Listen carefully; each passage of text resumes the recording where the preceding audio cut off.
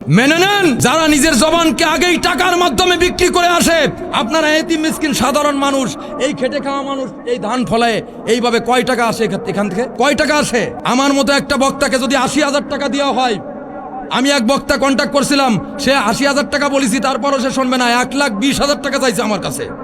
আমি নাম বলবো না, মগবাজার থেকে আসবে, তাও মাহফিলটা ছিল সাতক্ষীরায় বললি। আমি লাস্টে বলছি, আমাকে আপনারা কিছু বলবেন না, আপনারা আপনাদের মতো। খোদার কসম করে বলি, আমি দেখতেছি আপনারা জাহান্নামের দিকে ধাবিত হচ্ছেন। কারণ এটা আমার কথা না, আমার আর এক মুমিন ভাই, সে যদি একই কথা না বলে, আল্লাহ নবী সাল্লাল্লাহু আলাইহি সাল্লাম দিন প্রচার করছেন কোনো কিছু, আপনারা আমাকে সব দিয়ে দেন, দাওয়াত করে আইনি। কেন আমি এতিমখানার ছোট ছোট বাচ্চাদের হক নষ্ট করে এইভাবে আমি নেব? কেন? আপনারা ভালোবাসা দিয়ে, আমি যদি যোগ্য ব্যক্তি, আপনারা এমন ভালোবাসা দেবেন যে ভালোবাসা আমি পেয়েছিলাম আগরদাড়ি মাদ্রাসায়। অ্যাট দ্যাট টাইম সাতক্ষীরার কৃতি সন্তান মুহাদ্দিস আব্দুল খালেক সাহেব হুজুর আমাকে দিয়েছিল 20,000 টাকা পুরস্কার দিয়েছিল। ওনার দিয়া দেখে সাতক্ষীরার আগরদাড়ির যত মানুষ ছিল, পুরো সাতক্ষীরার আগরদাড়ি সম্পর্কে আমার ধারণা ছিল না। সবাই 100 টাকা, 500 টাকা, 1,000 টাকা, যার কাছে যা ছিল আমার মা বোনরা পর্যন্ত দিয়ে দিয়েছিল। তাহলে আমি গুনে দেখলাম এর থেকে বেশি হয়ে গেছে। এইটা বড় নাকি ওইটা বড়? ভালোবাসা বড় নাকি জোর করে কোনো কিছু? জোর করে ভালোবাসা হয় না, আমি জেনে গেছি। ভালোবাসা কি জোর করে হয়? ভালোবাসা আসে কোথা থেকে? প্রেম আসে কোথা থেকে?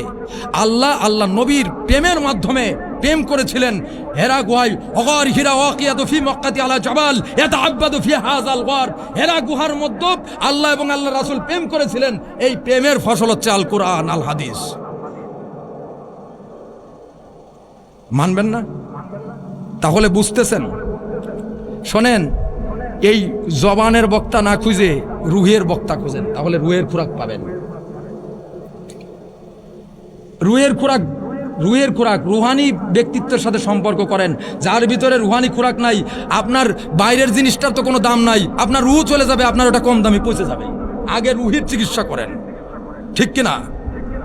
এই জন্য বোনদেরকে অস্বীকার করা যাবে না।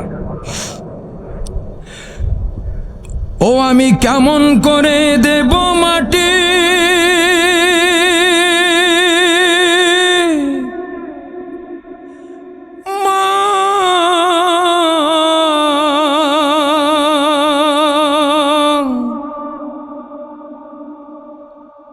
আমি কেমন করে দেব মাটি,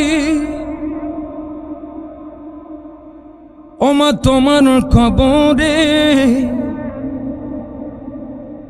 মা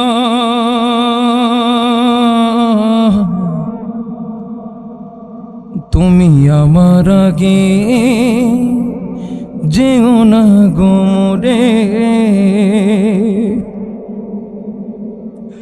নরম বিছানায় তুমি থাকো মাগো, বসলে বসো শীতল পাটিতে, আমি কেমন করে সেই তোমাকে